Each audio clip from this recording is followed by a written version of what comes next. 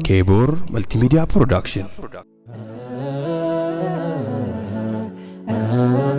Uumaan uume faayeraa jee dhala namaa callaa hunda caalu nu kenne islaamummaa. Diiniin nu bareechee nu taasisee maraa kennaa guddinne isaa nu barsiise dhama. Eeyyeen faayee nu bareechuun guddina Rabbiiti. Nama godhee uumee dandeettii isaatiin karaa akka maqne bullee dukkanatti Rabbi akka hin jenneef salaannee dhagaatti raajii faayaan faaye nuuf erge ifatti caalaa nama duraa nu taasise boodatti.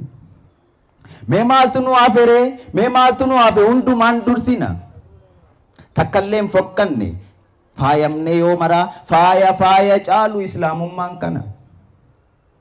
Kennaa hunda caalu rasuula jaallanna. Murtii Rabbii guddaa Qur'aanan bulla. Seenaaf gocha nabii hadiisan wal dhaalla. Jiruu du'a boodaa dursinee amanna. Gaafii barzakaatiif ardha of eegganna. Namattiin amannu Rabbiin gabbaranna. Faaya qulqullinnaa nuti hunda caalla guyyaan 5 salaanna.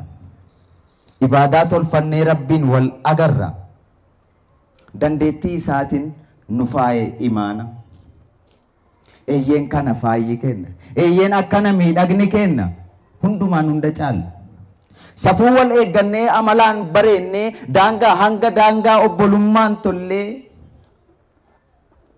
hamii wal fagaannee arraba qusannee walitti waanyinu Rabbiif wal jaalanne.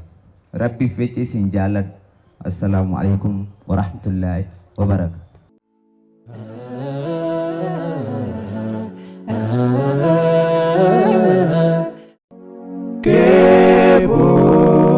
Kebor Multimedia Production.